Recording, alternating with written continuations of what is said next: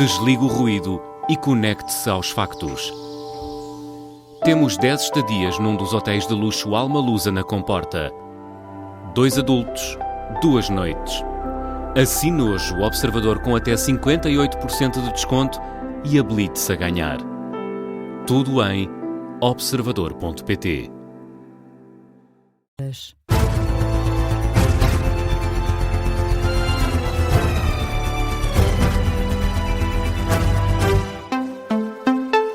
Boa noite, eu sou a Teresa Freire, são 2 da manhã, hora de atualizar toda a informação na Rádio Observador. O pacote laboral foi esta quinta-feira chumbado pelo Secretariado Nacional da UGT. O Presidente da República mantém a posição já assumida, sem acordo na concertação social, a reforma é vetada e o Governo garante que tem a porta aberta para continuar a negociar. O Secretariado Nacional da UGT chumbou a versão mais recente do pacote laboral, negociado com o Governo e com os patrões. O regresso do banco de horas individual e o alargamento da duração dos contratos a termo estão entre os pontos que impedem um acordo. À Rádio Observador, o secretário-geral da Federação de Sindicatos da Administração Pública, José Abrão, explicou que, apesar do chumbo, a Central Sindical não quer abandonar a mesa das negociações. A negociação só termina quando uma das partes diz que terminou. A UGT não diz que terminou, apenas recusa esta proposta. Não abandonaremos nunca a mesa das negociações sem que nos digam que não se pode avançar mais. José Abrão, o secretário-geral da Federação dos Sindicatos da Administração Pública. Por outro lado, os patrões colocam-se contra a UGT e rejeitam voltar à mesa de negociações. A Confederação do Comércio e Serviços de Portugal rejeita a viabilidade para continuar a negociar. A mesma posição é assumida pela Confederação do Turismo de Portugal, que também rejeita voltar a discutir o tema, pelo menos nos termos dos últimos encontros, e a CGTP também se pronunciou. O secretário-geral, Tiago Oliveira, considera que esta central sindical foi excluída pelo Governo das negociações. Já o Governo garantiu que tem a porta aberta para continuar a negociar. Essa mesma garantia foi deixada pelo Ministro da Presidência, Leitão Amaro. Vamos aguardar a recepção da posição oficial da UGT, mas podemos afirmar que o Governo está, como esteve sempre, com a porta aberta à negociação. Não vale a pena acrescentar mais palavras do que estas sobre isso.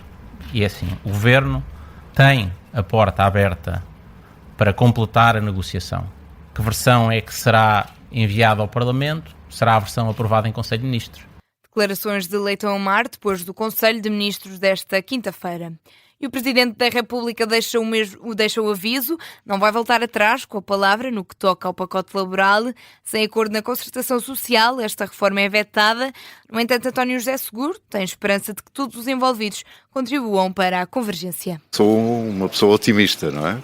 E eu considero que o país precisa muito de diálogo.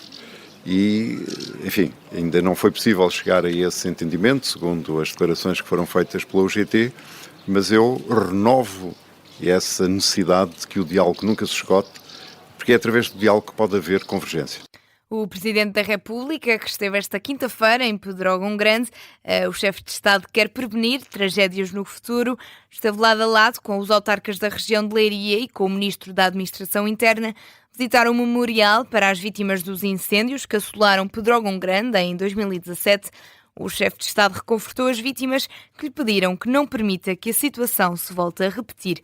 Vasco Maldonado Correia. O senhor está aqui vivo. Graças a Deus. Não é? E com vós. Emocionado com os testemunhos de quem sobreviveu, o Presidente da República visitou o Memorial das Vítimas dos Incêndios de Pedrógão Grande. Sai com uma certeza. Nós temos que tirar daqui a melhor lição, já que não podemos dar vida a quem a perdeu. A lição passa por não repetir os erros do passado e, por isso, Seguro deixa uma série de desejos urgentes. Todo o material combustível que está nas nossas florestas, os caminhos florestais que estão impedidos, os aceiros que continuam também impedidos, possam rapidamente ser limpos. E fica a promessa de guardar na memória os testemunhos que vai recolhendo. Eu posso me ir embora amanhã para Lisboa, para a vida normal como Presidente da República, mas levo este território comigo. 9 anos depois, a tragédia continua a assombrar a região, como evidencia Dina Duarte, Presidente da Associação de Vítimas dos Incêndios de Pedrógão Grande. Aquilo que eu lhe peço é que, dentro do seu grande magistério de influência, que faça com que não hajam outros 2017. António José Seguro lembra que não é ele quem toma as decisões. Eu não detenho o poder executivo, mas tenho voz e tenho convicções. E por isso passa a bola ao Ministro da Administração Interna, que também acompanhou a visita. Luís Neves deixou o apelo à ajuda de toda a população para um ano mais difícil do que o habitual. A minha obrigação, a obrigação do Governo, é alertar para, de facto, este ano temos fatores de risco acrescidos e todos são necessários. E por isso estamos a fazer o nosso trabalho no sentido de minorar a época que aí vem, que será seguramente muito difícil. No bolso, o Presidente da República leva um convite que vai ser ponderado para realizar as cerimónias do 10 de junho na região de Leiria, mas o principal desejo é que os próximos tempos tragam uma bem-vinda monotonia. Que os seus mandatos venham a ser calmos, é o que eu lhe desejo de fundo do coração. É uma coisa que eu não posso prometer, é que seja calmo. Vasco Maldonado Correia, que acompanhou a visita do Presidente da República a Pedrógão Grande, a primeira presidência aberta de António José Seguro, dedicada à região centro, durou toda esta semana, está quase a partir para o último dia, esta sexta-feira, aliás. Portugal e mais 8 países do sul da União Europeia apelam a uma trégua efetiva no Líbano.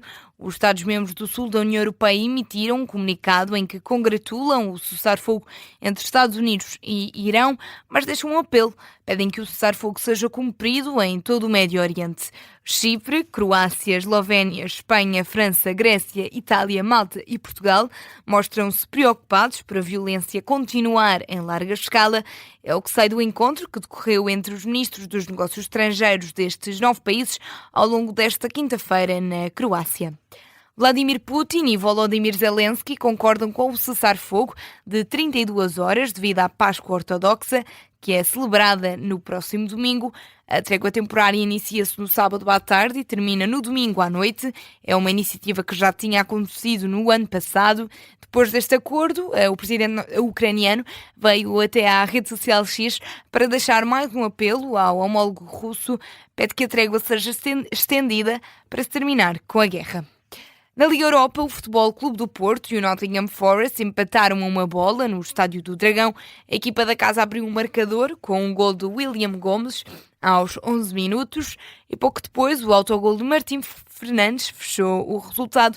Na reação, Francesco Farioli considera que o Porto ficou aquém em alguns momentos do jogo, mas até merecia ganhar. Acho que hoje houve apenas uma equipa que fez tudo para ganhar e essa equipa fomos nós. Tivemos muitas chances, acho que tivemos 18 remates à baliza. Então acho que criámos o suficiente para vencer com um resultado bastante confortável, mas de novo, se perderes o instinto assassino, perdes pontos e foi isso que aconteceu esta noite.